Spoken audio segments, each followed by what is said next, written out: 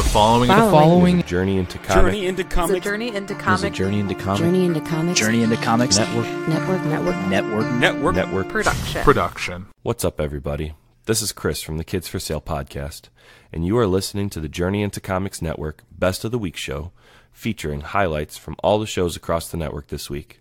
So sit back and relax, and let this show drown out the sound from your kids for an hour. And here we go. Ladies and gentlemen, you're listening to Journey into Comics. So I'm at Dad's, and he's been less than stellar.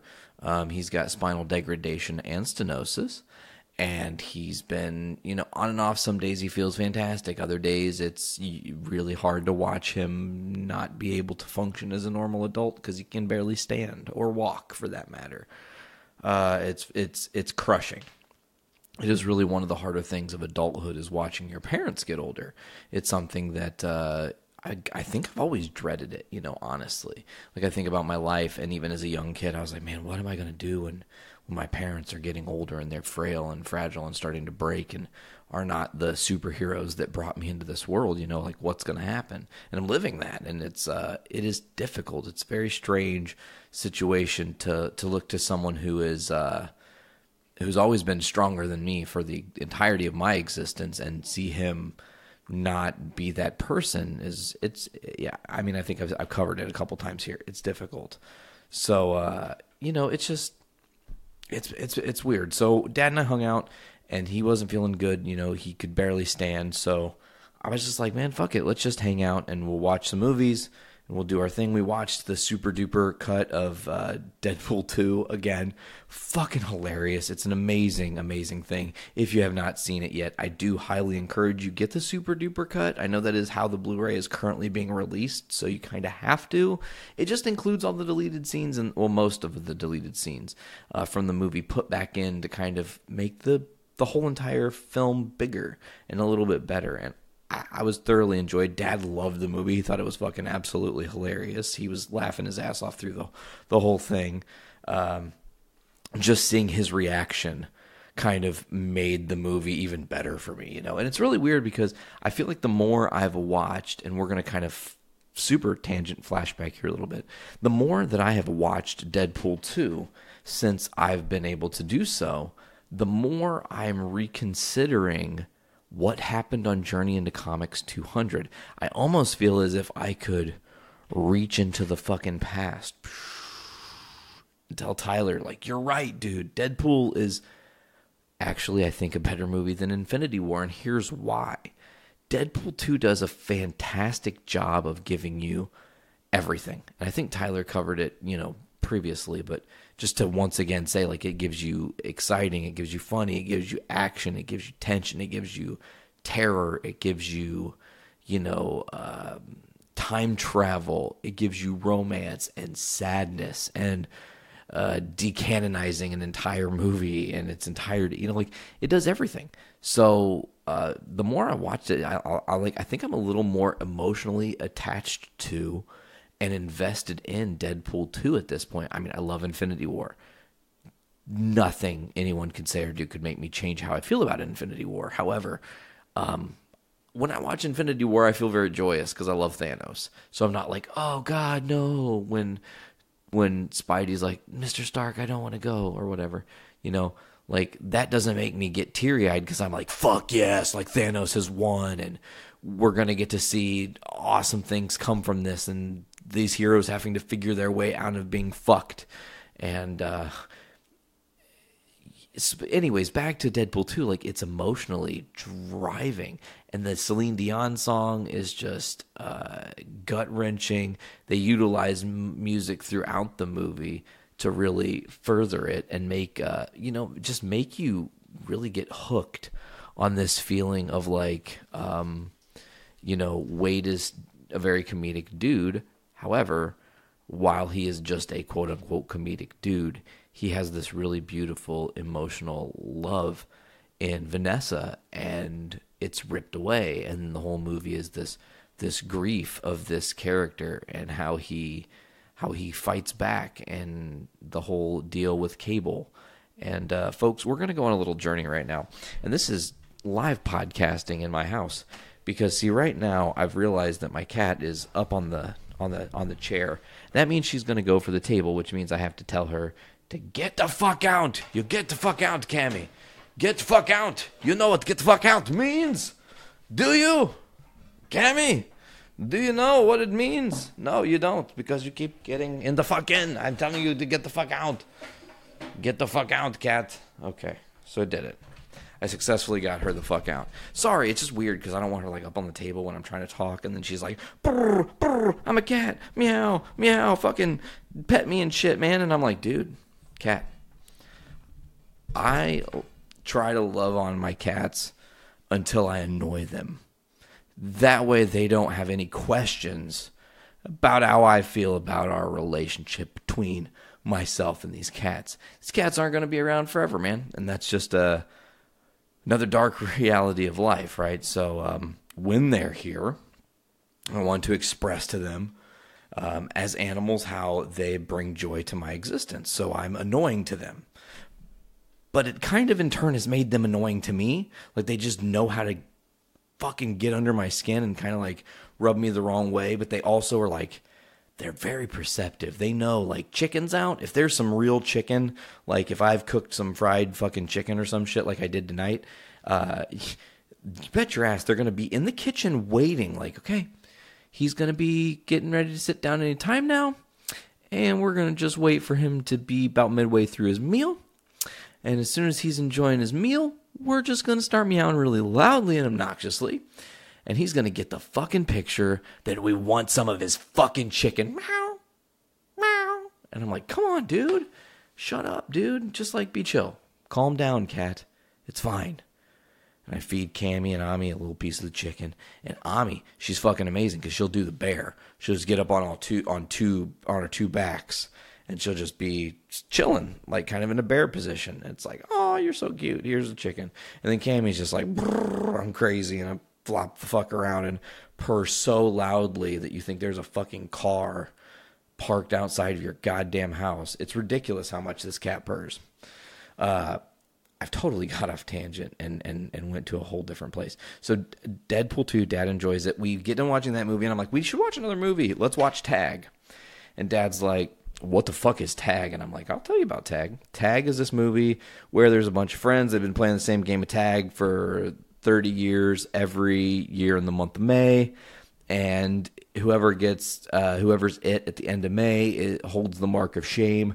They're it for the whole year. And then it starts up again in the next year at the start of May. One dude has never been tagged, right? And Jerry has never been tagged. And the whole movie revolves around how they're going to try to get him to be tagged. And it's got Ed Helms, and it's got Hannibal Buress, and it has Jeremy Renner, and Jake Johnson, I think is his name. He was the dude that was in Jurassic World. He was also, I think he voices Spidey in the Into the Spider-Verse movie that's going to be coming out here pretty soon, which you guys should totally check out. It's going to be amazing. I'm so excited. So we watched that movie, and Dad's, again, laughing, fucking hilarious, loves it. And we're hanging out, and then I just go to bed, because it's what to do. It's fucking late, and it's time to go to sleep, and I need to fucking sleep. I'm a human being.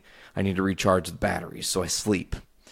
I wake up Thursday morning, and, I'm laying there, and I feel fine. Like, I'm laying there Thursday morning, and I feel okay. I'm like, all right, everything's cool. So I stand up to take a shower, and still everything seems okay. And then I go to turn my fucking head left just to look left, and I get this. It's like some fucking serial killer ran from out of nowhere, opened the door to my dad's house, right? He fucking ran up the stairs, waited till I was in the bathroom standing there about to turn left, and just jabbed me in the back of the fucking neck with the hottest molten fucking knife. Like, he blowtorched the shit out of the knife until it was blue. When the flame is really fucking hot, when it's blue. It's fucking blue blade. And he fucking stabbed it in my neck, and I'm like, oh my God, I'm gonna die. It was the worst feeling ever. I'm like, what the fuck? And I'm like freaking out, and I can't move my head up so much, and I can't move my head down so much, and I can move my head right. That's not a big deal. Like right is fine. Looking right all day, I'm like, yes, right is cool. But if I'm going to look left, I have to be a fucking owl and turn, or not an owl. What is the animal? Because owls, don't they like turn their whole fucking head? Whatever. No, maybe it is an owl. One of those animals, they have to turn their shoulders though to look at you. Like, hey, I'm going to look at you over here. And that's what I had to do to turn and look left. So I'm like agonizing in pain. It's fucking awful. And I take my shower and I get downstairs and go back to the conversation previously with Dad and all the things he's got going on. He has a wide array of prescription medications that he could maybe offer me possible relief, right? And he says, he's like, do you want anything? And I'm really not, anybody who knows me, I don't really particularly enjoy getting down on like painkillers and opioids and shit like that. They're very fucked up in the way they change your chemistry, and there's a long history with that. So anyways, I'm like, no, I'm okay. And I start to hurt worse, and my sister and my little nephew Sawyer came over, and I was trying to like play with him, and it was making me sad that I couldn't like participate in being goofy with the kid like I typically am, because I was limited because my neck fucking hurt. And Dad's like, are you sure you don't want anything? And I was like, you know what? I don't feel right. Give me whatever. And he gives me this medicine. Take this. I try it. And it was a muscle relaxer, and I'm sitting there, and everything's fine. And then I just like kind of felt warm, and my neck still hurt, but it wasn't nearly as bad. And I was like, okay, this is kind of a little more tolerable. And I was like, Dad, by the time you're leaving for work, I'll go ahead and drive myself back up north, head home. Not a big deal, like that's just how I'm going to do it. So I'm talking to him, and he's like, okay, well, at 1 o'clock I'm leaving, and he gets his shit together and everything. And then he's like getting ready to leave, and he goes, hey, if I were you, I would just like go upstairs and sleep for a couple hours, like take a nap, and then get up and try to go, because that pill is going to make it really hard to drive. And the longer you sit in the same spot, the more exhausted you're going to become, and the more dangerous a situation you're going to have on your hands. And I was like, fuck, he's got me there. He's right. He's dead on. I could feel it in my bones. I was like, eyes are kind of like rolling over. I'm tired, Muscle relaxer relaxes every muscle, including your fucking heart. So it's like slowing everything down. And I'm like, whoa. So I lay down, and I was actually, I'm going to mention this specifically because I love those guys. Listening to Podcastrophe episode, when did that happen? Oh, it was the day episode 51 that just came out, dropped. Most recent episode, Reflections and Aliens of Podcastrophe. They reflect on the 50th episode and their history as a podcast. They go on some tangents about Marvel and stuff and have a blast and talk about aliens and all kinds of other shit. It was great. So I listened to that in my like 2-hour nap. I set a little alarm, and I woke up, and I'm still fucking wrecked. It's not good. It's like really painful and hurting. And so I got home, and Dad had given me another one of the little pill things. I can't remember what it was called. He gave me another one of those. He's like, in an emergency, take this. If it's still bad at like 10 o'clock at night tonight, you might want to take this, and then it'll help while you're sleeping. It'll just like enhance your sleep. And I was like, all right, cool. So yeah, it fucking knocked me the fuck out. I was KO'd. I slept till 10 a.m. the next day. So I slept like a solid like 12 hours or some shit. And still neck pain was there. It's Friday, so it's time to go pick V up.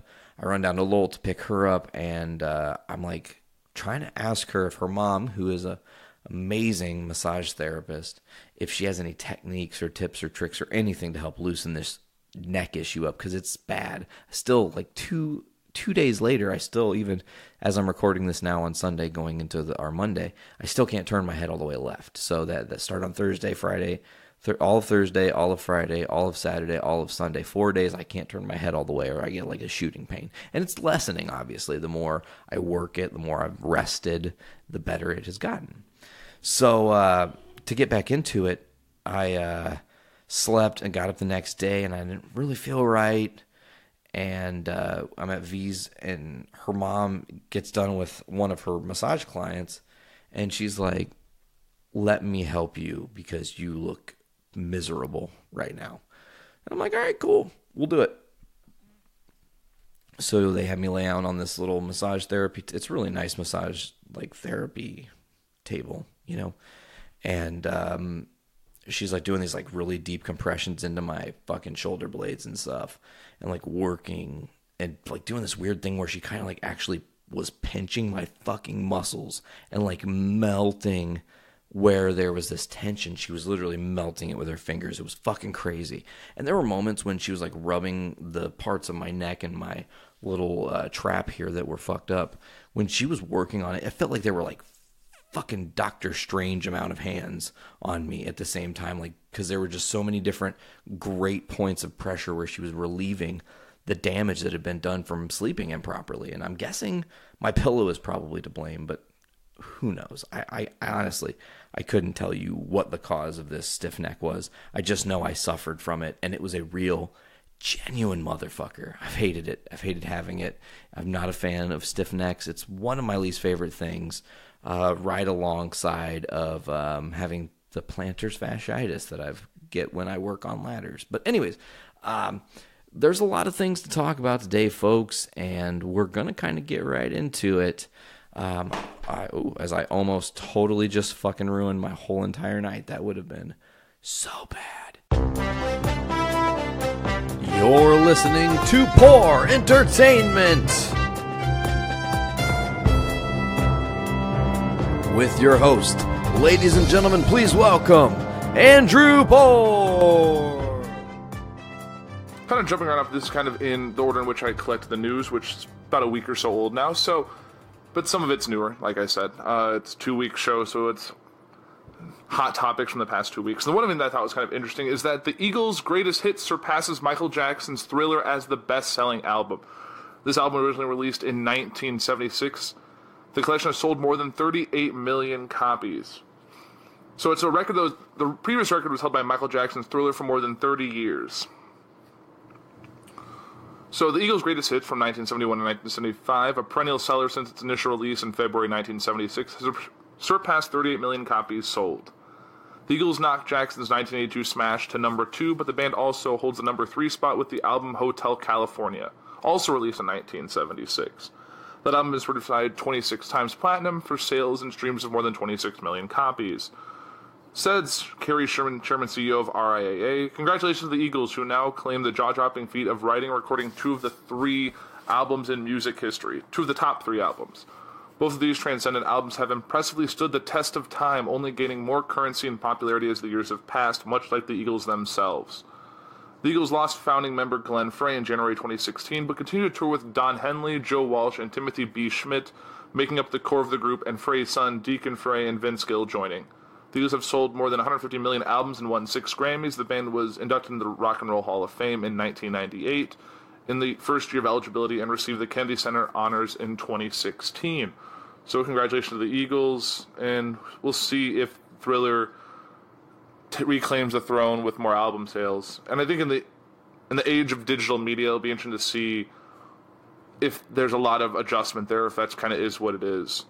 And moving from that to some more movie news, and this is regarding 2 movies that I've just seen recently, and that is Sorry to Bother You director Boots Riley criticizes Spike Lee's fabricated Black Klansman. Both these films are great in their own way. Definitely encourage everyone to see those. I can probably give more in-depth reviews later, but there's a lot of news to talk about today, so they'll have to wait. So, Sorry to Bother You director Boots Riley slammed Spike Lee's Black Klansman in a lengthy essay posted to Twitter on Friday, which accused the film of skewing facts to falsely paint law enforcement as heroes. Black Klansman, Sorry to Bother You are 2 summer films that have been revered for their progressive storyline spotlighting the African-American community.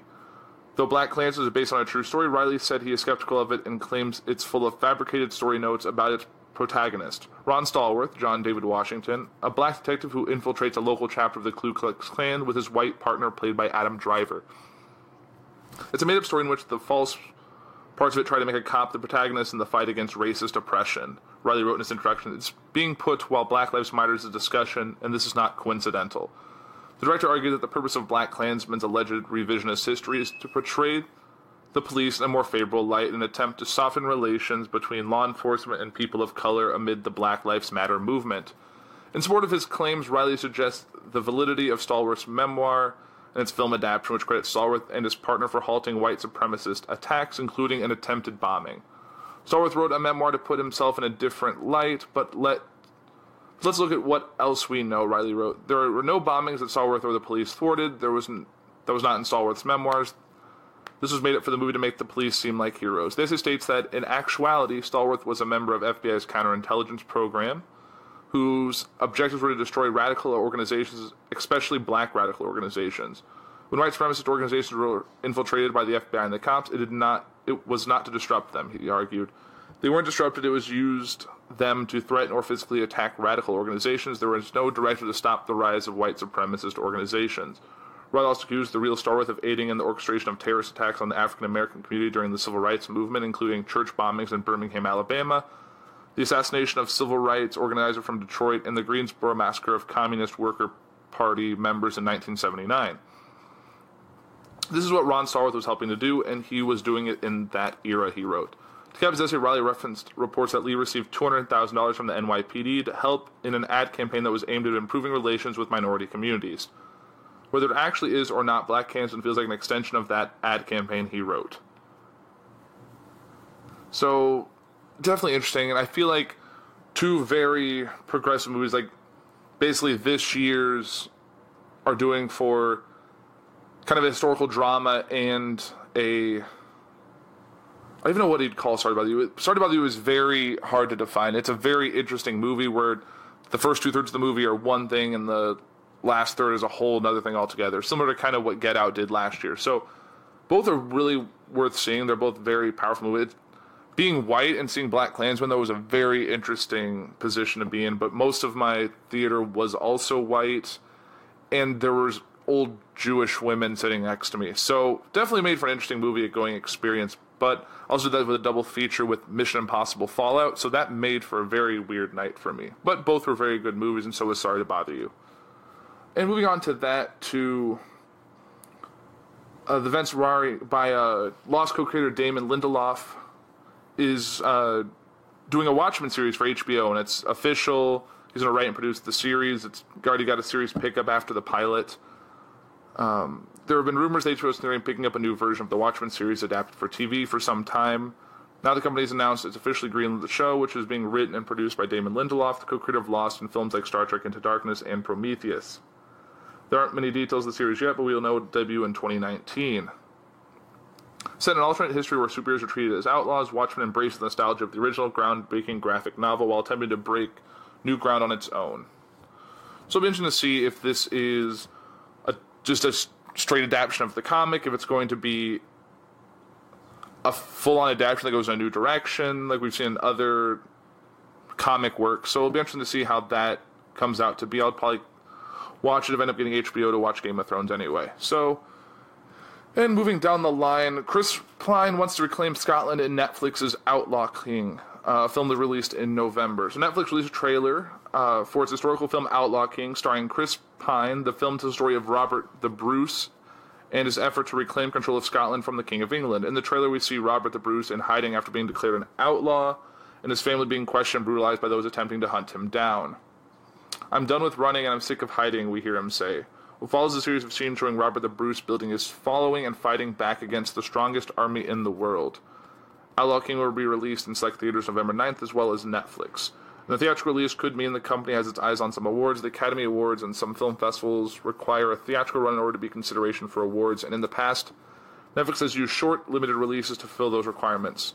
Some directors, including Alfonso Cuarón and Paul Greengrass, are reportedly pushing for more significant theatrical runs for their upcoming Netflix films. However, the streaming giant received 8 Oscar nominations this year, winning 1 for the documentary Icarus. Outlaw King also stars Aaron Taylor Johnson, who as played Kick-Ass and was also in Avengers Age of Ultron as Quicksilver, and Florence Pugh, who was in Lady Macbeth. It'll screen at both the Toronto International Film Festival and Venice Film Festival, as well as a number of other Netflix releases, including Cuarón's film Roma. And it's directed by the same guy who did Hell or High Water, which is also a great movie that I encourage people to see. And sticking with movie news, Winona Ryder thinks that she and Keanu Reeves were officially married on the set of Dracula 26 years ago, and he had no idea. In a recent interview with Entertainment Weekly, Winona Ryder said she thinks that she and Keanu Reeves might have actually accidentally gotten married while filming Dracula in 1992. In that scene, Francis Ford Coppola used a real Romanian priest. We shot the master and needed the whole thing, so I think we're married. Reeves couldn't seem to remember. Francis Ford Coppola said that the theory checks out. We actually got married in Dracula, Ryder said. No, I swear to God, I think we're married in real life. As it turns out, when they were filming Dracula, Francis Ford Coppola, who directed the movie, won an accurate wedding ceremony. In that scene, Francis used a real Romanian priest. She added, we shot the master and did the whole thing, so I think we're married. But when asked, Reeves seemed to struggle to remember. We said yes, he asked, on their on-screen wedding. Don't you remember that? It was on Valentine's Day, she said. Oh my gosh, we're married, Reeves said. Quote in the writer's marriage plot seemed to check out The Guardian reports. This is pretty authentic, I think very beautiful, because we actually did the ceremony and had the priest do the ceremony, Coppola said on the movie's wedding. So in a sense, when we're all done, we realize that Keanu and I really are married as a result of this scene and this ceremony. So if this all turns out to be true, Reeves and Ryder could have been married for the last 26 years. In any case, the 90s icons will reunite on screen in Destination Wedding, which heads to theaters August 31st, which I honestly know nothing about, other than I think that it has those two in it. And moving right down the line, and regarding another movie news, which involves the fallen actor Kevin Spacey. His last probably pick, Billionaire Boys Club, bombs at the box office. So then other trades found great clickbait in declaring that Vertical Entertainment's Kevin Spacey drama Billionaire Boys Club was the lowest opening ever of the fallen actor's career, with a $618 opening at 11 theaters. But the reality, you'd have to be psychic to know the film was playing anywhere. Furthermore, as for a distributor like Vertical in the theatrical VOD business, it's not about the money is made at the box office, but on VOD. And industry sources believe that Billionaire Boys Club easily could churn a 7-digit revenue on pay-per-view at the end of the day. That said, it is no way in this $50 million budget drama starring Baby Driver's Ansel Elgort headed for any profit. And in the wake of the Spacey scandal, VOD was the best way to go for this movie. The pick at one point ranked in the top 20 on iTunes. Billionaire Boys Club's never positioned for theatrical release in the specialty sense of the words like Focus Features and even an Amazon release. By and large, cable contracts with theatrical VOD distributors dictate a 1-week, 10 big city market theatrical run. This is so that a film like Billionaire Boys Club can be slotted in the in-theaters portion of a VOD menu and be sold at a higher price. Furthermore, with a VOD release, the distributor four-walls the film for a week at a theater, which is what happened here with Billionaire Boys Club, meaning the distributor literally rents each theater in each market for around $5,000 to $10,000 a week. Some AMC theaters are part of the Billionaire Boys Club play. They have a policy of not playing national theatrical VOD releases, so the only way to get around that run is for a distributor to rent or four-wall the theater. In this case of Billionaire Boys Club, Vertical rented in LA, Chicago, San Francisco, Detroit, Phoenix, Sarasota, Tampa, Minneapolis, Miami, New Orleans, and Hartford, Connecticut. So it's not like a typical distributor exhibited film gross rental where ticket sales are split, and it's not like a distributor is getting ideal venues. Since theatrical is just a qualifying means for VOD releases, smaller distributors, you kind of get the picture. The media would love to declare that no one went to Billionaire Boys Club in the theatrical strictly because of Spacey, when the real reasons are that the majority of people didn't even know the film was playing and never saw any national ads.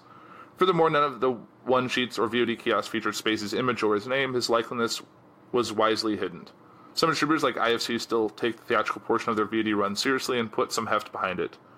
Read the Catcher was a Spy, which has grossed $710,000, but for many distributors in the VOD business, the cash is at home with cable and internet.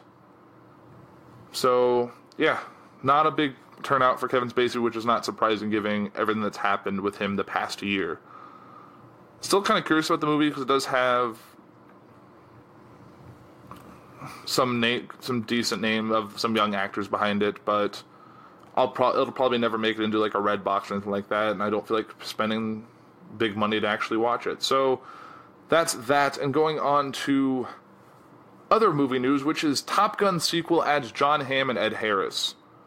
So Lewis Pullman has been enlisted for Tom Cruise's Maverick. The danger zone is getting a little more crowded. Jon Hamm, Ed Harris, and Lewis Pullman, son of actor Bill Pullman, have joined Top Gun Maverick, The Hollywood Reporter has confirmed. Details on their roles are being kept a mystery. The Tom Cruise sequel is directed from Joseph Kosinski, not to be confused with John Krasinski, who helmed the star's 2013 sci-fi thriller Oblivion. Other actors already enlisted in the film include Val Kilmer, Miles Teller, Jennifer Connelly, and Glenn Powell. Hamm, known for AMC's Mad Men, recently starred in the action comedy Tag, while Harris's HBO sci-fi drama Westworld wrapped its second season in June. Pullman credits include the horror film The Strangers Pray at Night and a role in the upcoming Catch-22 miniseries. Top Gun Maverick opens July 12, 2019. And kind of going on to some TV news, and that involves... So the Superman's return to DCCW this fall, bringing Lois Lane with him. Tyler Hoechlin is scheduled to reprise his role as Superman for the CW's upcoming Flash Arrow Supergirl crossover episode this fall, and Lois Lane will debut by his side. We couldn't be more excited to introduce Lois Lane to the Arrowverse, Supergirl executive producers Jessica Queller and Robert Rovner said in a joint statement. This dog-determined and brave reporter will make for a strong partner to Superman and an amazing addition to our universe of DC characters. Warner Bros. Television reportedly begin casting for the Lois Lane role shortly. And for those who don't know, the 3-part crossover will involve the introduction of Batwoman, and should be an interesting thing to check out. No word yet if it's going to include any of the Legends, since their night will not be part of the crossover. I'm definitely curious, though, because I don't think Tyler Hoechlin was involved at all in Season 2 of Supergirl or across any of the other CW shows. Be interesting to see if they do anything with him or anyone else around this for the DC Universe streaming service coming out later this year.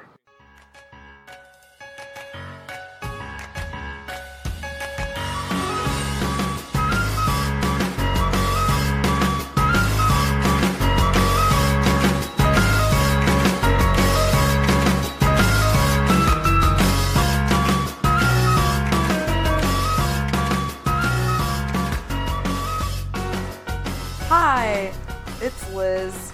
This is very awkward because I'm not good at intros, but you're watching another episode of Adulting Ain't Easy, where we talk about stuff that's not easy about being an adult. My name is Liz, and as always, I am with my lovely co-host Andrew. Hello. And today we were thinking about talking about cohabitating. That's right, whether if you're a roommate, a significant other, or anything in between. Or spouse. Or spouse. Well, I'm not thinking that far ahead. You have to learn to cohabitate. Yes, that's something that I feel like everyone has to deal with at some point in any friendship, relationship. Some point you're going to end up living with another person. You're not going to live by yourself your whole life unless you do. And then more power to you. Even still, I mean, if you think about it with your parents, you're still cohabitating. True. Especially when you're in your teenage years and you're like, ugh, I just hate everybody. Right, when you're in your teenage... Or even like when you were in your case, you were kind of cohabitating with your parents after you had graduated and were working, and all 3 of you went to work, all 3 of you came back. When your brother was home, all 4 of you went to work, all 4 of you came back. That's true, yeah, that was... It's always fun. And it wouldn't be a podcast without Max deciding to scratch himself and jingle his collar while we're recording. Yep. But we're actually we're cohabitating, but we're cohabitating in our nicely finished family room instead of the office. I know, we are recording in the family room and may have a nice spot for the microphone without being, like, hunched over a desk or sitting on the floor. Yeah, because that's how we roll sometimes. And recording from our kind of new sectional that we got. New to us. Yes, since the last time we recorded, we've picked it up and hooked it and mounted it, and we finally have the TV up in the family room, and my DVDs and Blu-rays, all that stuff are kind of in place for right now, and it's coming together. Like, yeah. Our living spaces are just about done. We've talked about that since we've been doing this show. It's all kind of... It's getting there. Yeah. Slowly but surely. Well, I mean, that's kind of a part of the cohabitating that we've had to deal with, is just making sure that we sometimes make time for doing those types of little small jobs on the weekdays, and then figuring out what we're doing on the weekends in terms of home improvement. Right. Fine. Yeah. Because for a while, like, you were doing summer school, so you were done at noon, and were able to work in the afternoon on the house, and then I'd help with some stuff when I got home. But now that you're back at school, we're both not getting home till after 4, around 4, typically. And then by the time you've worked a whole day at work, you're not really too enthused about doing things. Then your weekends are booked doing stuff on the house, and then the cycle repeats. Yep. Yeah, go on. No, go ahead. And it's like since you moved in, you also have to deal with the added stuff. Like, you get used to your things and your space, and then when another person brings all of their stuff and their things, plus we've got all the wedding and shower gifts and all that show up, we're trying to find a place for everything, and closets and organizing and stuff that's in the garage and in the attic and all that. It just seems like a bunch of stuff. Right. Like, you don't think about how much you have until you have to make space for it in... Like, I always thought, like, when I had my apartment, I thought my closet was perfectly fine. I had everything. Like, I couldn't imagine the apartment I had if I had to share it with you or with another person. Oh, no way. First of all, that was a 1-bedroom apartment, but even still with the 2-bedroom apartment, it just wasn't gonna... I don't know if it wasn't gonna work. Plus, with the 3 animals, it just would have been a lot of chaos. At least now we have more space, and the chaos is spread out. Right. It was like I've always expanded to the place I've been in. Like, in my parents' house, I had a set amount of space. I went to college, my space got a little bit bigger. When I had my apartment, I had all this space to myself, and I still seem to have the same amount of stuff in a larger space, and it feels a lot more open. It just feels a lot more organized, too, I think. Because I had the same thing. I mean, I literally went from having an apartment by myself to, like, going back to my bedroom, and my bedroom being a mess because it's, like, all this stuff that I used to needs a spot, and it just made my room feel so much worse. And now I'm here. Now I can't find anything, of course. Right. But I feel like I'm a little more organized. Right, and that's one thing that you have to deal with, another person's way of organizing things. That's one thing Liz and I have definitely struggled with, is that we both are used to putting certain things in certain places, and it's in a different space than the other person. So it's like, I always like to put... my favorite example is the dishwasher. The dishwasher, yes. Not everyone has a dishwasher, but if you do, you probably are used to putting things differently. Like, say, I always put plates here, or I always put cups here, or silverware. Obviously, silverware doesn't change too much. You always put silverware in the little silverware holder thing.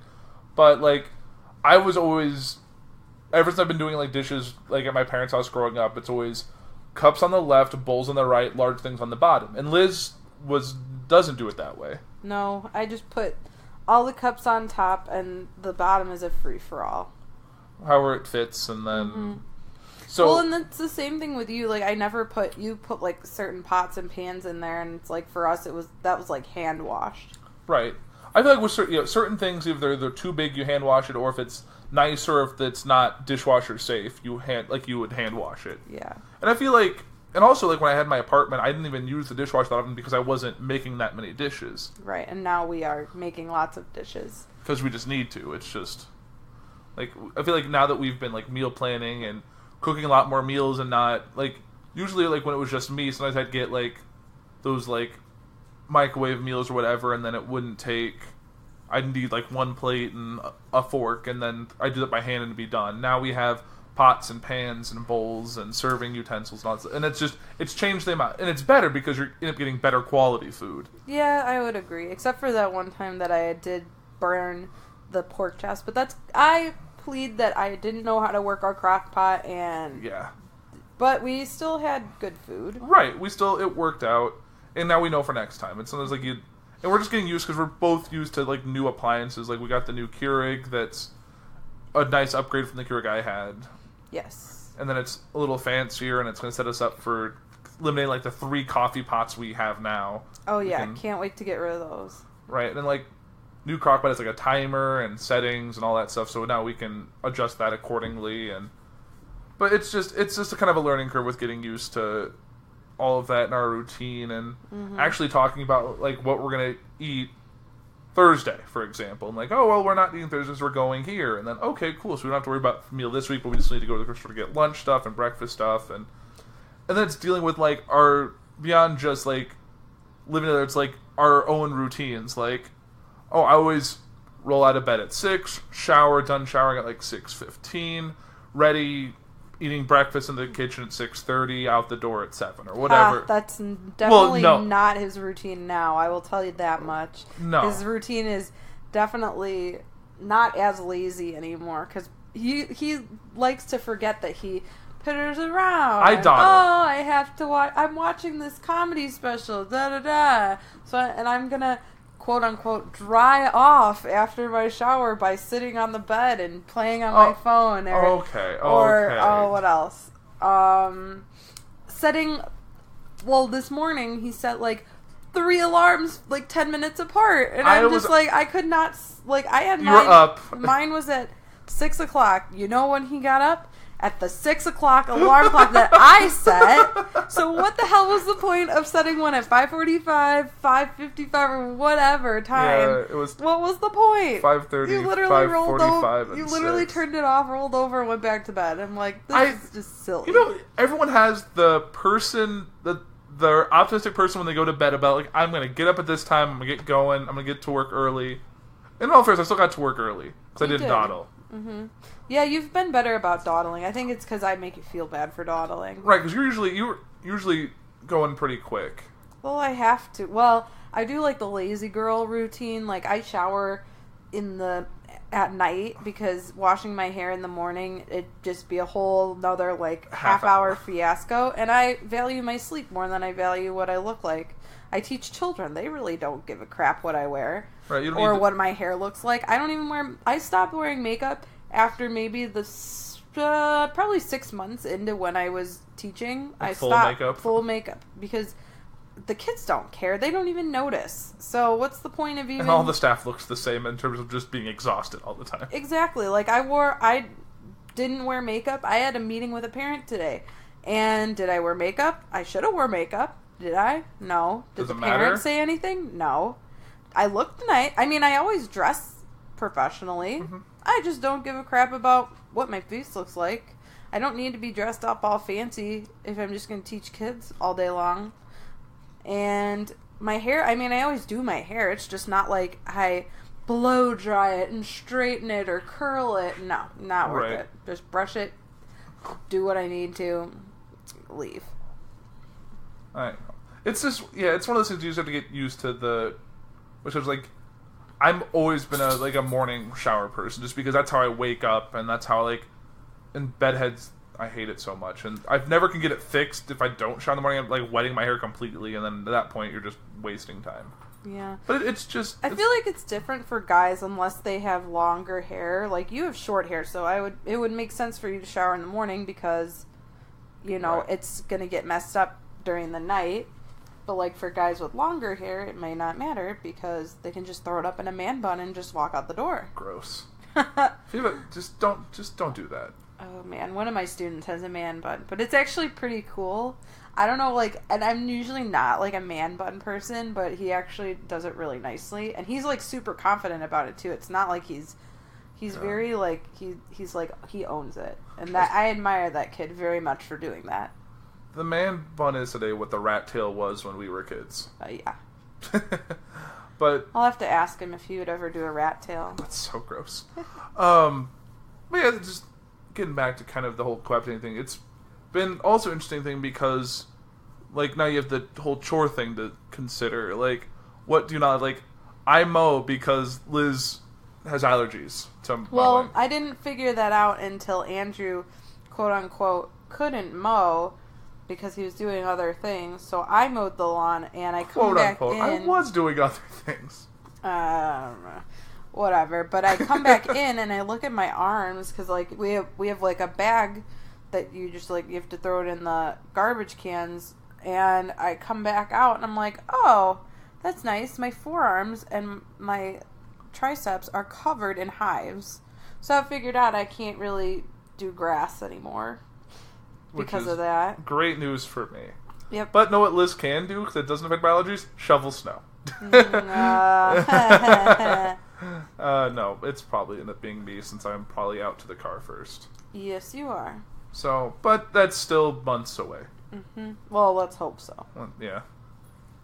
But I think we've done pretty well. Like, we've never, really lived together this long. Besides, like, vacations we've done, I think almost a week. And we're on week 3 now, and we haven't murdered each other yet, despite watching murder shows before bed.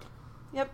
Which is basically like how we fall asleep, is that Liz puts on these, like, forensic files or... Hey, the guy has such a droning voice that it just puts me to sleep. So we end up with really interesting dreams about No, don't lump me with I that. get you, because you're a little baby. I absorb things that I fall asleep to, and it adjusts your dreams, like just like how normal, like everyone else, whatever they've either slept, like they saw a movie when they're to bed, or they saw a play, or they were listening to a CD. Sometimes some parts of that or parts of your day will intercept your dream. And that's just kind of, I don't know, that's just how I work. Like, it doesn't happen all the time. Most of the time it's not, but it does on occasion. Yeah, and going back with the cohabitating thing, I feel like we kind of are different than a lot of other people because we've known each other for a while. No, don't tell Max to go down. He wants to be by me. Not on the couch. It's a new couch. I don't care. Not on the new couch. Yes, on the new couch. Fine. Well, this is something else we're gonna have to discuss. No pets on the new bed. Saw how that worked out. Yeah, that didn't work. But anyways, I feel like because we've known each other so long, it's easy because we kind of already know how each other live, and it's easy just to fall into that routine or figure out like for how you sort laundry. I'm like, oh, I never thought about doing it like that. That's fine. Like that stuff. It's easy, but I feel like if you're new, you don't know someone for more than a couple of years, I feel like that's when you get a lot of problems. Because I did with my roommate in college, we had trouble kind of living together just because, on paper we look the same, but when you actually figured each other out, that was when it was completely different. We're gonna fuck the sodomites in the... Warning, podcastrophe imminent.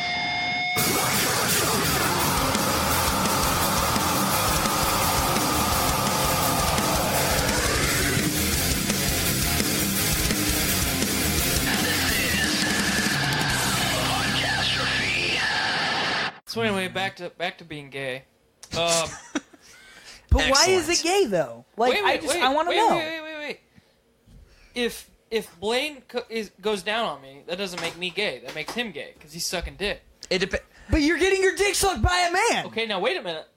Gay is a sexual preference. Wait a minute. Oh my goodness. If I stick my dick through a glory hole and get sucked off, I don't know what's on the other side of that glory hole. If it's a man or a woman, it doesn't matter. You don't know. You can't be gay or straight based on getting your dick sucked off in a glory hole. Schrodinger's fucking glory hole. Yeah. Schrodinger's glory hole. That is the fucking episode title. Write that down. So okay, so it's the same. It's the same thing. That that doesn't make me gay. I don't think that it is though, because if you're going through a glory hole, then that is something you're going into a glory hole. You don't know what's on the other side. Therefore, you are oblivious to it. You don't know if it's a guy or a girl, but if you know a guy is sucking you off and you are allowing that, that's totally gay. Or you just want your dick sucked. It doesn't matter who sucks it. That doesn't make you gay. I feel like it does, though. And, if a woman if you were actively going to suck a dude's dick, though, that makes you gay. I'm sorry. But if you're getting your dick sucked by a guy, that's not gay. No. But then why is it a girl, any penetration of the anus? We have an actual, us guys...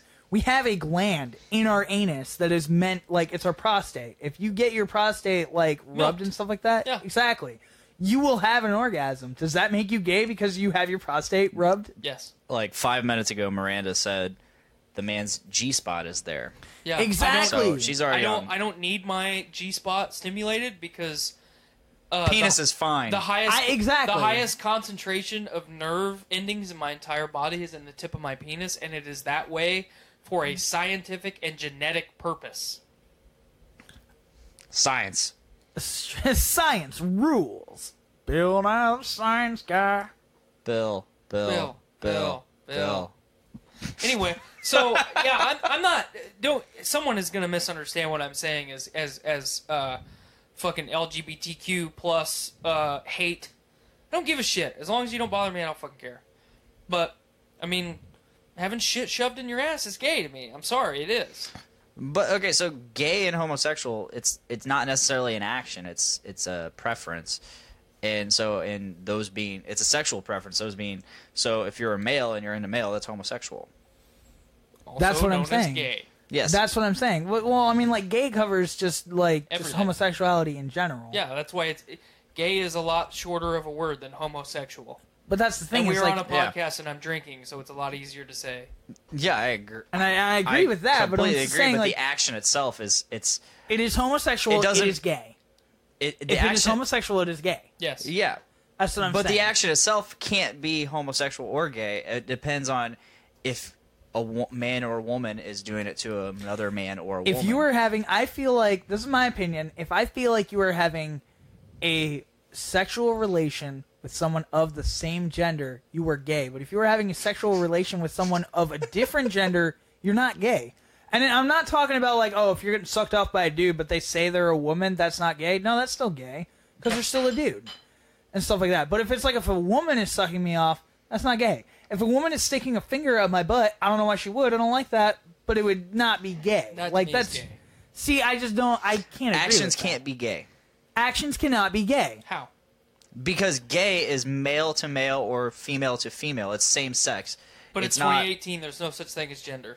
I identify as a meat popsicle. I identify as a meat popsicle. Gay is more emotional than y'all giving it credit, or lesbian, not just physical. We are all sexual beings, just depends on what gets you off. Miranda also says, I don't hear you screaming science in the bedroom, babe. Well, here's to you tonight. Science! I mean, Science! people can fucking hate on me and call me a bigot all day. No, that's not what we're... I'm not done- I'm not done saying You're what not I'm gonna giving say. any hate, No, obviously. No, I will. Someone is going. Someone is gonna fucking. Someone is going to be triggered by things that I say over the next part of the conversation. There are only two genders. There is male and female. But the thing is I agree with you. I don't believe in gender fluid or anything No. like that. Like it's not. I cannot wake up. Gender fluid is a concept. I cannot wake up tomorrow and say, "Yep, I'm a meat popsicle." Miranda, we're not thinking too hard on this. She says you guys are thinking way too hard on this. I mean, we're not thinking too hard. I feel We're like I'm thinking so discussing. hard. I need. We're having a discussion. I think, and this is my personal opinion, I think a man having something shoved, put, or touching his asshole is a homosexual action. If you like have like a wedgie and your underwear is touching your butthole, does that make you gay? That is something that is an inanimate object that was not put there on purpose By But what another if it being. was? by another being. Unless But what it if was it a was? wedgie. People can give you wedgies. What are you talking about? People can give you wedgie. I can give you a wedgie right now The if I really goal was wanted not to. pleasure. In that instance, the goal is torment The and goal pain. was not pleasure. Please write that Torment down. and pain. I'm not writing that down. I don't know. I feel like homosexual is just male on male anything. If you are getting your male dick on sucked, male or female on female. exactly. Yeah, thanks for correcting. That's why me. it's easier just to say gay. Exactly, but I feel like if you were being gay, you are a man who is sucking a penis or having your penis sucked by a male. If you are a woman and you are having your pussy eaten by a woman, or you are eating pussy, you know, you are gay. That is homosexual. But opposite genders, like it doesn't work like that to me, at least. Like, And that's fair. I think having shit touch your bum bum is gay. That's why I don't like shit touching one my of bum these days, bum. let's just find out when he sleeps, and then let's just have something touch his bum I bum. just don't agree Like a with how lollipop. you're saying it. Just like it's not gay. It's just you don't like it. It's just different. You just don't like it. No. It is something that homosexual people do. It is something that homosexual people do, but homosexual people also like eat cake. Is eating cake gay? That's what I'm saying. Oh Yeah, my you- God. That's all I'm saying. You caught me in the loop. You caught me in the loop. You got me. Do you like that cake, you queer? That's not. See, now you're making it sound like I'm attacking gay people. You know what else not what I'm homosexual doing. people do? They I eat gotta go. pizza. I gotta go to the bathroom. Right over there. All right. Yeah. I'll find it. Find Now it. I'm being. There's one down Now- here. There's only so many rooms Now down in I'm this the basement. bigot. Now I'm personally attacking gay people. You're not. I get it. I get what you're saying. I know you're not trying to hate. And I genuinely hope the audience doesn't feel that way. I mean, okay, so here's another a little bit of science fun fact to back this up.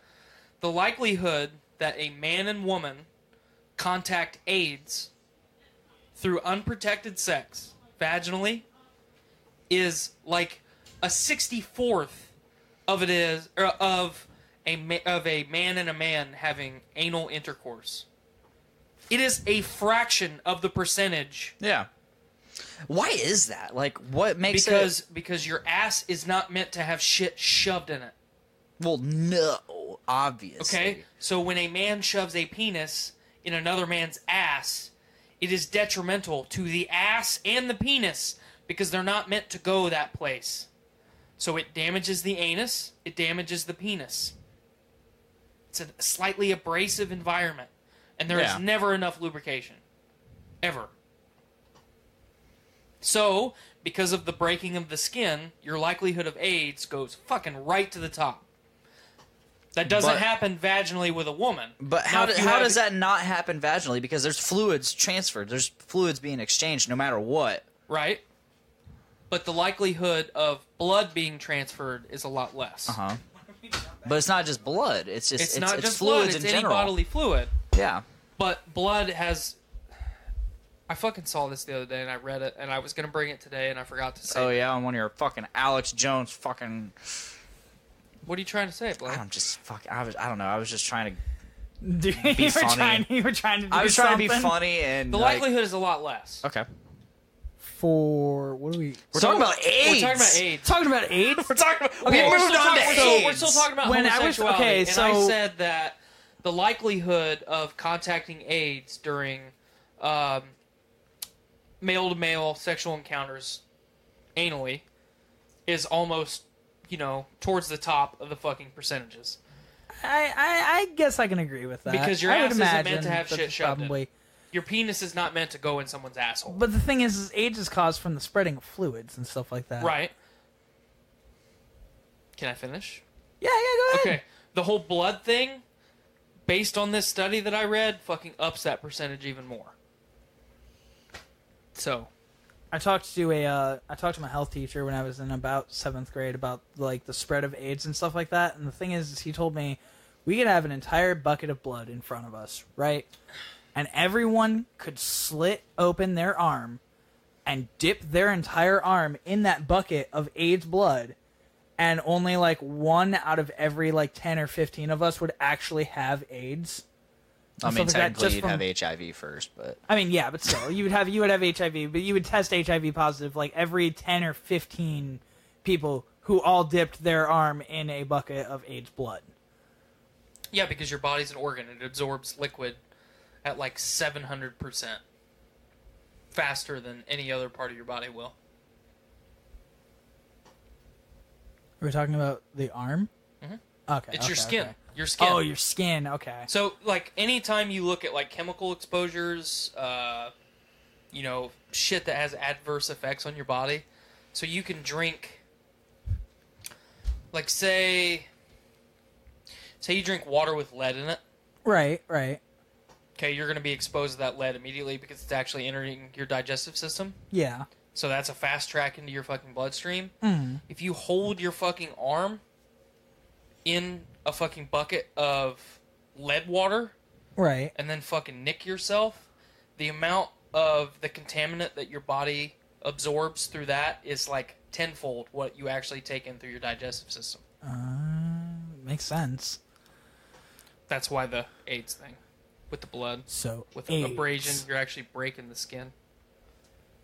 Because your penis doesn't inhale fluid. No. I mean, maybe your penis doesn't. I'm just kidding. I'm about to be a bigot again because my penis doesn't inhale fluid. Therefore, you are a bigot. God damn it! God, how dare you, Tyler? How dare me? I sincerely hope nobody takes this that way, because it's not. It's just we're actually discussing this shit, and it's not. Again, I'm not. It's not meant to be. I'm not belittling anybody. No, not I fully whatsoever. support Don't feel homosexual bad if you're relationships. I have gay. gay friends. Everyone has a right to be happy in life. However But you I- do that is up to you. Yeah, that's up to and- you. As long as it doesn't affect me, then I don't care. Exactly. Everyone has... your life shouldn't. Other people's love life shouldn't affect other people. Absolutely. So I mean, yeah. I mean, that's the stance that I've always held. The moment that I found out that people are gay, I've always been that way. Like I had gay friends in high school. Skylar has a lot of gay friends. They're good people. Yeah. They've There's never only- done anything and bad it's- to me. Exactly. And they've never, their love life and my love life have never been involved. Ever. So we're still really good friends. The moment one of them were to overstep bounds and try and get me involved in that love life, I'm sorry. Like, hey, that's just not what I'm about. Yeah. It doesn't make me a bad person. It doesn't make No. them a bad person either. No. We're all just fucking people. We all deserve to be happy. But I've got some strong opinions about stuff. There is only 2 genders to our species. And there is a genetic anomaly, i.e. the hermaphrodite, that has both. I feel like the thing that upsets me most about like wanting to like have a transition or something like that, and like being transgender in general, is like if you identify as a woman but you are a male, like if you go to the hospital for something like that, and you say like I'm a female, they're gonna look for female organs and things like that you don't have. Mm-hmm. And you know you're causing a lot of stress on the doctor, and you're Yep. causing a lot of stress on yourself and things like that. And that's pretty much the only like real reason I have to disagree with this whole like, you know, oh, you want to be gender fluid or whatever like that, because if you identify as an attack helicopter, they're not going to look for specific things. Right. You know what I mean? Apache attack helicopter. Apache Well, there's more attack than one helicopter. attack helicopter. But it's typically an They could be- Apache. they could be a People Cobra. tend to drift towards the Apache. It depends on what branch of the military. I don't know. Like, a lot of people Where's favor the Apache. Because the Marines You go from specifically, butt stuff to D&D. the to Marines Apache specifically deploy attack the Cobra helicopters. attack helicopter. Yeah, but people generally they identify as the Apache, not nope. I'm sorry. Unless they're educated. Unless they're educated. I don't think anybody Trump really just has comes a down wrong. like. If anybody has a preference, it's usually the Apache. What if someone wants to be a Chinook? Then they really want to take a lot in. See? Thank you for picking up what I was putting down. No. What's wrong with being childish? I like being childish. Before I go, I just want to tell you you are fantastic. Never trust a hug. It's just a way to hide your face. That's the exciting thing. Nobody in the universe can do what we're doing. Why are you pointing your screwdrivers like that? They're scientific instruments, not water pistols. Gallifrey! Yes, this must be where I live. There's a toy of the sonic screwdriver, and Hot Topic already released it. What will it do? It's just different. When you see it, it looks totally different, and at the very top is a crystal.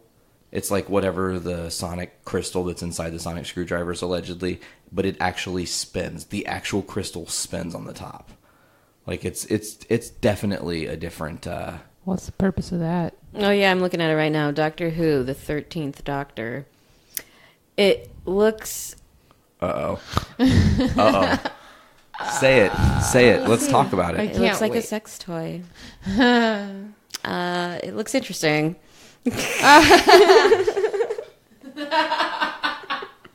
No. Lauren's like, That is an interesting elbow. That's all I'm saying. Yeah, that's all I have to say about that. Is that really I like what the they're crystal, going with? I Is guess. that what they're going with? I guess so. Well, he did say it had upgraded powers. Okay. It's different, you know? Yeah. How many watts?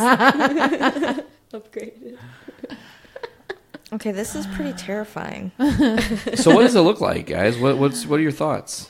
Well, it's phallic and bent, and it has a crystal on top, and it's silver. So It's magnificent and extra. It's a little extra. Yeah, it's a little extra. I need to see it. It looks like something from like the movie Alien. I kind of think it looks like a Cyberman's like finger. That sounds bad. Jesus, I didn't mean for it to sound bad, but it does look like a Cyberman's finger. It also looks like the sonic screwdriver just got the shit kicked out of it. Maybe. Yeah, I don't understand it.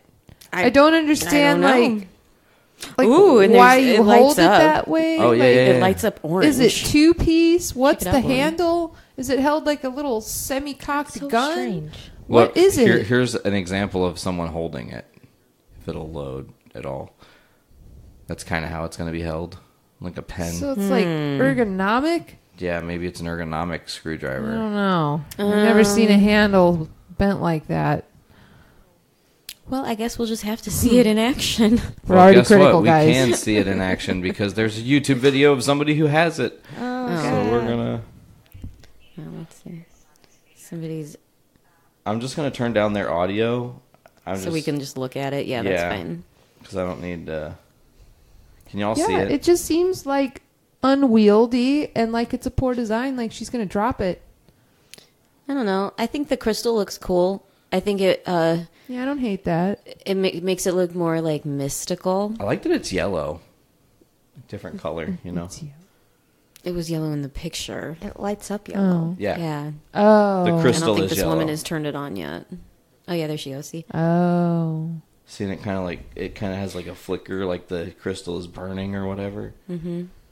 Maybe she has to remake all of her shit. Oh look, see it even in the it rotates. It rotates. This is so weird. What the fuck is that? Ergonomically designed for a woman. The sonic screw you driver. Yeah, for her pleasure. Oh my god. Okay, so Sorry, new doctor. Sorry, new doctor. Sorry, we made fun of it. So that's the new Dr. Sonic Screwdriver. It's already out. I guess BBC America or BBC Shops also released it. Like, well, shit, I guess it's out. Might as well just let it be out now. Whoa. Also want to talk about the news. There is a rumored release day, as there was a newspaper clipping, and on September 23rd, which would be September 22nd here, Doctor Who will be premiering. Really? So it's coming soon. We're about 3 weeks away here. That's 3 exciting. weeks. Yeah, I mean it's right around the corner here. But Is that going to be enough time for me to binge watch and catch up? Gosh darn We're right, because you're gonna gonna do blow it. through season 9 so fast. Yeah, It's you've been spooky. telling me it's good. I mean, like we were saying last week, almost every episode is a 2-parter. So they just go boom, They boom, hook ya. boom, boom, boom. So boom. once you start it, you kind of The have to first get episode, into it deals with the Daleks very heavily. Oh yeah, Yeah. it goes in And it's a 2-parter. there, and Okay. it's epic. Mm-hmm. Oh my god. I can't wait Well, I to look forward discuss to it. I will say that some TARDIS pictures from Jodie Whittaker's TARDIS did leak recently. Mm-hmm. BBC is furious about this. Thing is, they don't look that good because it's a low quality picture, not lit for pictures to be taken, not planned. The scene is a low lighting scene. They're going to be adding effects or whatever. So it looks It's shitty. not the best and picture people are of just it. going, oh, it looks kind of like shit. Like, I'm not really excited now. And BBC's like, they feel, and a lot of fans are talking about this online, because how this was leaked and not released. not publicly released. They've Right. not officially released very much for this Series 11, you know? And a lot of fans are kind of starting to feel internally that this is calling back to when they rebooted the series in 2005. Everything's very quiet. They're not Tight-lipped. letting people on set for anything. You're not supposed to know anything. They're not letting every actor see the script. Is that because Stephen Moffat's no longer there, or is it just because Jodie Whittaker's I'm taking thinking the because lead? Chris Chibnall really wants it to be rebooted and Be different. fresh. It is. They even got rid of the composer. Yeah, I mean, they've changed. Murray Wow. Gold is gone. Yeah. They've got a new composer. Like, they've got across the board new everything. Chris Chibnall has hired all new crew, new special effects team working. Like, it's going to be very interesting to see what they put off, especially with the teasers they have released. Has their budget changed? That I'm totally uncertain. I couldn't actually tell you. I would guess they probably got more money, you know, especially considering Jodie Whittaker demand she got the exact, to the penny, same pay as Peter Capaldi. And they agreed, and they gave it to her. Wow. So, and that was pretty historic in the movement for women's rights and stuff.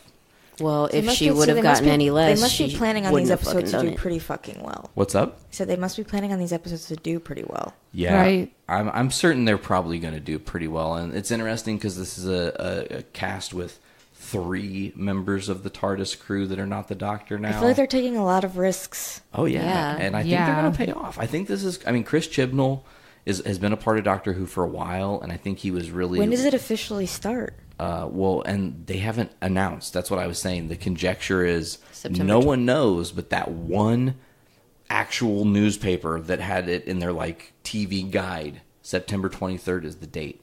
It said new Doctor Who. What's new? The Doctor is now Jodie Whittaker. Join her on her new adventure or whatever. And it was like a little brief synopsis, September 23rd. So seemingly right around the corner. I had actually had conjecture and thought probably October 6th would be the drop date.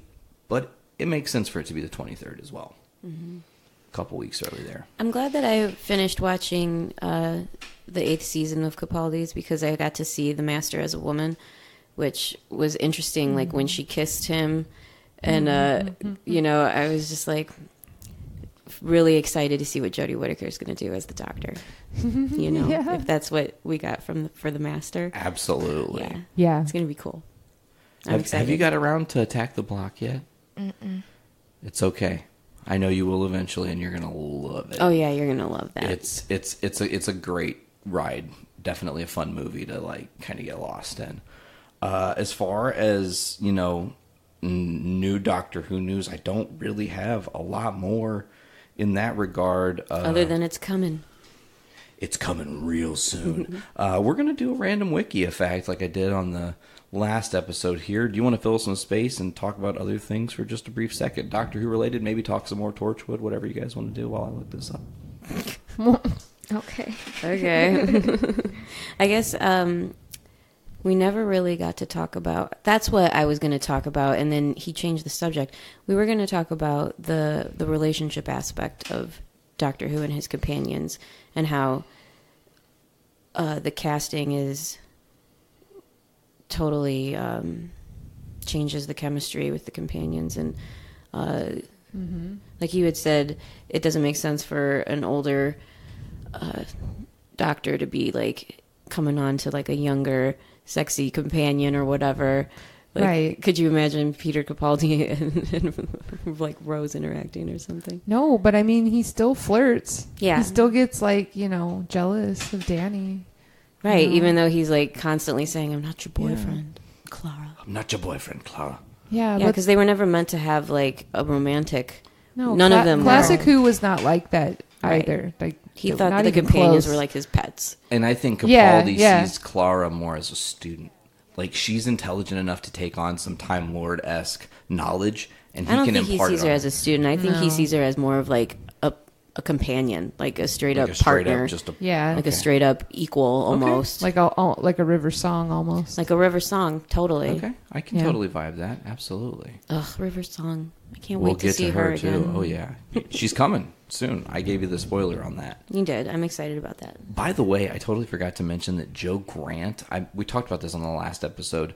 There was the Death of the Doctor episode in Sarah Jane Adventures that had Sarah Jane, Joe Grant, and the 11th Doctor. So I forgot that Joe was also a part of that. So that was SJS also interacting. But anyways, that's a little tangent. We'll not go there. I have our random Wikia. Chinese Checkers. What? Chinese Checkers was a board game which the 8th Doctor played with a small child in a bright red jumper. It included a garnish yellow card, tokens in several colors. That's all it says. That's our little random fact. A random Doctor Who fact. And that's interesting. That is very random. I think our plan is, if we can pull this off, we're going to be watching the 8th Doctor movie, and hopefully by next episode reviewing it, because we're going to watch it and then loan it to you, and you're going to watch it, or you can watch it with us, and then you're going to be like, what the fuck did I just watch? Why is it that bad? It's weird. Bad. It's totally different. It's strange. It's real bad. Like the Doctor has it's not what you want. Amnesia. Especially because there have been like 2-part episodes of Doctor Who that have probably rivaled in its length, but have gone into much more detail and probably much better everything. This will feel longer. It will feel much longer. That's unfortunate. It does feature 2 Doctors because Sylvester McCoy as the 7th Doctor is briefly featured. He gets shot in an alley, Don't give it away. No, that's the only thing you need to know because you're getting the 8th Doctor. I mean, it's the 2 seconds into the movie he gets shot, and then the new Doctor regenerates, and then that's the movie. Like, this is a new Doctor. You have no idea what he knows. Someone shoots and kills the Doctor. Mm-hmm. Like who? Just spoilers. I can't tell you. I know. What is he doing? You guys won't. It won't make a difference in watching it. It really fine. won't. We'll watch it. Says you. It really won't make a difference because it's the first thing that happens. Who shoots the Doctor? Who kills him? I can't say. Why? Spoilers. Because that would actually be a spoiler. Like, that would change the dynamic. I don't want you to know. Well, now you're going to have to watch it. Do you want to borrow it and watch it now before she's we do? Intrigued. She's She like, has no. to know. Also, the master does become a liquid snake thing. Yeah, he's liquid. We don't know why. This is strange. It's unbelievably strange. What year did this come to out? go there. 1996. Yeah, it's 1996 strange. So it's Does it look shitty like a 90s Oh. movie? Oh, I can't wait. Oh yeah, That's exciting. It's all kinds of bad. Great. We'll watch it tonight. I don't care. Maybe. Maybe. We watched a lot of Master is Doctor Who liquid today. snake. Correct. Not all the time, just in some parts of the movie. I'm not sure that they explain it. I don't remember, and if I did, I wouldn't tell you because spoilers. That was very well said, yeah. No spoilers. But yeah, it's really weird on a weird Doctor Who wavelength. So I don't understand. hopefully next episode our plan is to actually review that and talk about the Doctor Who movie, the Eighth Doctor. There's a spider that just came down. It just Oh. landed on the top of a microphone. Just like a very little clear spider. Oh, Nate got him. Oh, Nate's the spider hunter. Oh god, that was Spider terrifying. hunter I'm extraordinaire. so sorry. This house, it's Didn't because land it's on all there. like humid out today, you guys. It was like got 90 so and hot muggy. today. Oh when my I God. walked out to my car this morning, my phone fogged up along with Yeah. my glasses. When I walked outside, not when I got in my car, I walked out the door. I'm like, oh my God, this is a weird day. That's not cool. Super muggy. Yeah. It sucks because like 2 days ago it was perfect, beautiful, breezy, chilly weather. I had a sweater on. It was Oh yeah, it was like magnificent. almost fall, and now it's like angry summer again. And now it's like gross, melty summer. Blech. Melt your fucking face off summer. All right, well, I think that's going to do it for this week's episode of Gallifradio. We all have our homework assignments for next time. We've got some stuff we're going to be doing. We're going to try to get you through, caught up to Doctor Who, which means that you're going to also be catching up to Doctor Who, hopefully, working into Lauren. season 10. How could I watch that? You have season 10 on Amazon Prime, I right? do, yeah. So, should I watch that or should I watch like some old episodes first? Ooh. Well, Well, I mean, wait. you have time. Just wait. She needs to watch some old stuff first because I need to catch up. I'm Yes. still like a season behind where she's at, right? Absolutely. So once I catch up, maybe we can simultaneously be watching it and then we can talk about it. It's time for Brews with Dudes.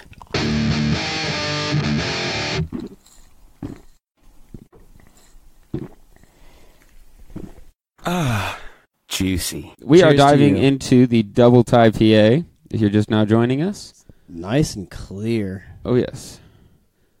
Not much haze at all. Let's take a sip and then we'll read do a it. little bit about it. Cheers.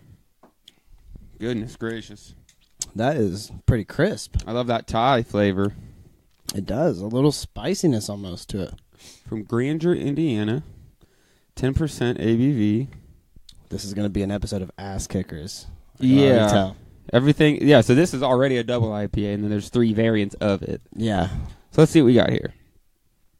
A double version of our Thai PA, boasting more of that citrus spice flavor, a super intense hop lineup, and much more punch. We upped the lemongrass, Oh, okay. coffeer, lime leaf, and galangal to add more of that citrus spice flavor. Spices mingle with Idaho 7. Shout out to Chris Pila and McKinley. El Dorado and Centennial hops to create a unique balance with American 2-row barley, crystal malt, and rice with a crisp, dry finish. Love you guys. He got more bold colors on that. It's hard to read. Oh, it looks more clear when it's up to the damn camera. But look at that. I've kind of noticed that, like with some of our craft brews, we love that the color scheme with the lettering is just sometimes hard to read. Even kind of like with Dark Lord Day, the lounge against the macro. That one was so good. It was, but extremely hard to read the description. Joining us live, we've got Patrick Yoki, Mr. Dakota, Hello. Autumn Sterling, and David Linder. Welcome all to the fracas. Good to see you. Is anybody drinking tonight? What are we drinking right now? I know Pat's not. Pat's had a busy day today. Oh, Pat. But what about you, Dave Chips? Are you Dave Chips tonight? Have you had your high life? I don't know. Hello, Alicia, Chantel Wilson. Welcome.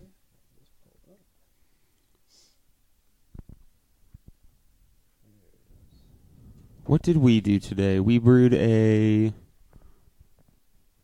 Holy shit, was it really that long of a day? I can't even remember what we fucking brewed today. Spent 8 fucking hours doing it. I don't even remember what we did. That's a decent time. God damn, I feel so stupid right now. Shout out to you, Dakota Stockton. Happy birthday, bud. Yes, Dakota, it is a Camboy thing. I'm going to throw up a link to my PayPal. If anybody wants to donate, then we'll take our clothes off. Wait, do I still have to pay or do I get a discount? No, you're part of it, man. Oh, sorry. Sweet. If you're lucky, I'll tip you out at the end. I was going to make a bad joke there. It's okay. I was going to make a real Quite bad all joke. right.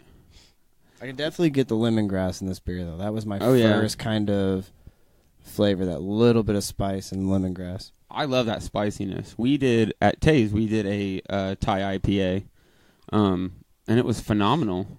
I just like that. I like that spice. I do, too. We got a lot of different flavors, too. It was a double chocolate coconut stout. I believe so. Chocolate coconut stout. Yeah. Double Thai IPA. Fuck, we got 2 more. Man, it has been a long day. I can't remember a goddamn thing. That's why we're here relaxing now. I got a little bit of relaxed time in today. Yeah. I did get to play some video games for a little while.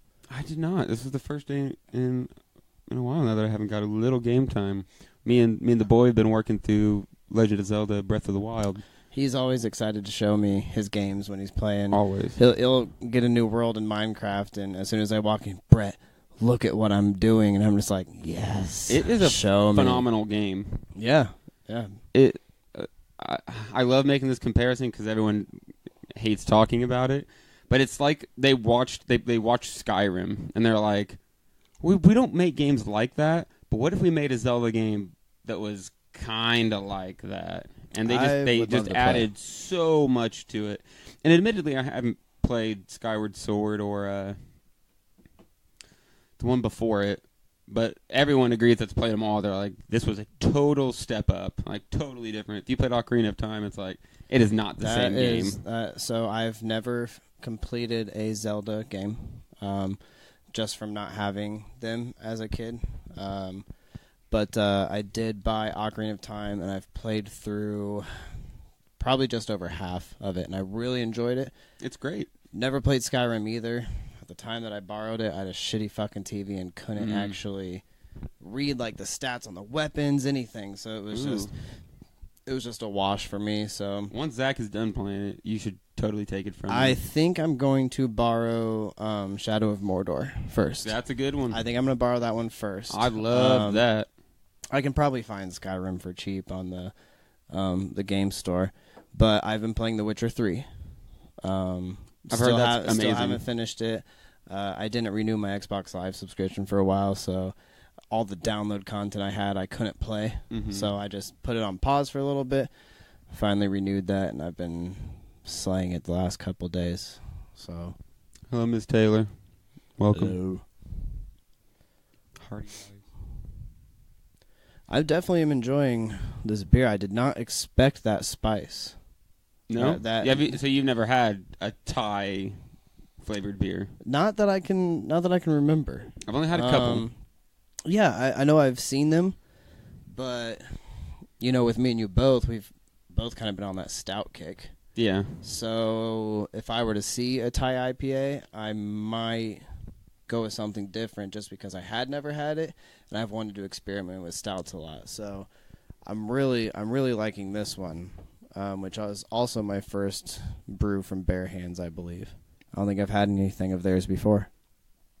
I've had one of their milkshakes, and then I've had the regular Thai IPA. Did you have the milkshakes here? Yes, because if I had it, it was Tex bringing it to me. Then I might have had one of those, because the only milkshakes I had before that was from 450. Love you guys. Welcome, Cody. But yeah, so I probably did have that milkshake. They're phenomenal. They don't make a bad beer. Do you know how hard it is to keep track of all the beers I try? That's what Untapped is for. I have a shitty fucking phone that I can't. We've been over this. We've been over this. I have downloaded one app, which is Facebook, and now my memory is 98% full. Damn. Yeah, it's shitty. But speaking of Untapped, I had to go on there to look up exactly what was in a certain beer that I really, really liked. Because one of my buddies, on his beer page, he posted, "What if you were stuck with one beer for the rest of your life? What would it be?" I did see that. You did see that. I commented on that. You said Lounge. Lounge Against the Macro Machine, the Dark Lord variation I got. My goodness, that's a very good one. It was. And you knew what I was talking about, that Yacht Rock. I had that believe one. so. We had that one. I believe It's so. from Listerman's. Damn, they're so good. Was it when we were at 450? Did Evan have it there? I brought it back when I went to vacation near Pennsylvania. That's right. Yes. Yeah. Okay. You drinking on anything, Cody? You just woke up from a nap not too long ago. Lazy bum. I've been trying hard not to drink very much during the week. I try to save it for these times. Usually, like, all goes out the window on the weekend. I totally blow it. And then I tell myself, all right, no more drinking for the rest of the week. And then Friday hits again, and I do it all over again.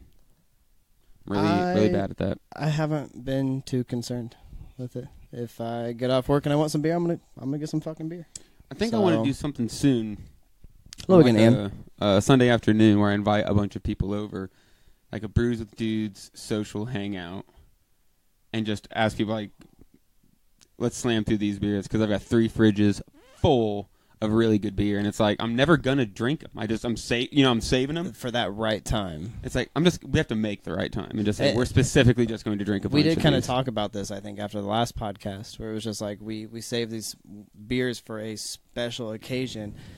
It's like, well, when is the right special occasion to drink this one beer? When is it ever gonna fucking click? Yeah, that's why we have to make a special occasion. My fridge is now pretty much empty because I have made the occasions. Yeah, and I haven't been restocking as much as I was. I've been on saving mode. So. Yeah, I've been on that, and I'm trying to clean up because I got a load coming tomorrow. My buddy Evan from Fort Wayne, he's got 3 4-packs for me, and then I'm gonna probably pick up. I think I looked at the list, and I'm like, okay, I want 4 out of these 5 beers. Right. So it's like, fuck, that's a lot. That's 16 more beers to find room for, and that is hard, guys. I mean it. Especially when you try to have food in your fridge. Yeah, the fridge is half beer. The food fridge is half beer, and then there's 2 mini fridges full of beer. Granted, there's some like hams. We got some Angry Orchard hiding back there, but for the most part, it's like dank beer, like real good stuff. Yeah. Yeah, I'm definitely excited to go tomorrow. So I got my last gulp here. I need to catch up. It's a hell of a gulp if you only got one left. I'm gonna turn it into 2. Yeah, cool. I am. But yeah, I'm definitely ready to get gold nuggets again. That's one. Mm-hmm. The pineapple cherry slushy. I want that one. Yes, the double mango milkshake. Yep. Ooh. Yep. I'm all about that. And then not fruity. I don't care about the fruity pep. I don't either. Fruity nuggets. Something about juice. So juicy or so much juice. Yeah. I'm probably just gonna get the gold and the milkshake. Those are my 2. Not bad choices. Want to rinse us out? Yes. We can jump on to the next one. Welcome, Cody. Cody's been here. Morgan just joined. Hey, Morgan. Another Cody. Good to see you. There's another Cody? There's another Cody. Oh, goodness. 2 Codys. Great. Oh, my goodness. There he is. Mr. Beerful just tuned in. What's the current beer? We just finished up Bare Hands Brewery's Double Tie PA. I know he sent me a picture of some dang shit he has in a drawer on stash. Yeah? Let me see that. Yeah. Let me see that Tell stash. us what you got. Paul Powell, welcome to the Fracas. Cody Clem, about to enjoy a hazy IPA from New Belgium. That sounds tasty. What's it called, Cody? Let me know. What do we have next? Let's go to the handy-dandy beer fridge.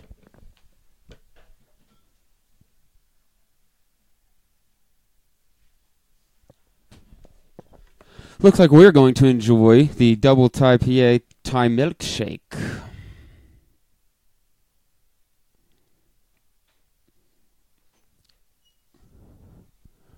This is going to be fun.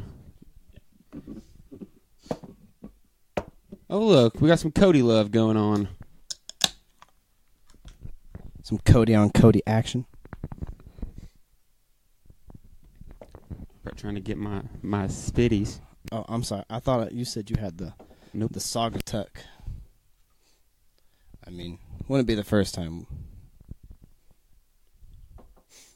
This is looking awesome. This is the milkshake? That is what it says. That is a crazy color for a milkshake.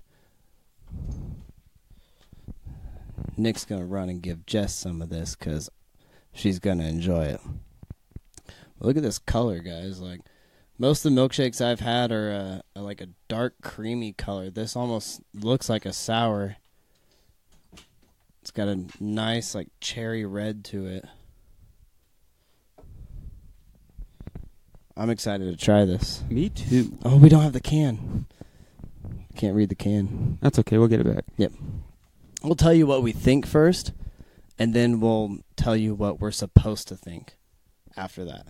Cody Beerfuls and got some CBS Bourbon County specials, Peppy Von Winkle, and a few more I am looking to bust out. Sounds like you need to come on the show, Cody. Let's split some tasty brews together. All right. Let's dive on into this, shall we? Damn, this looks Cheers, beautiful. mate. I know. I'm excited.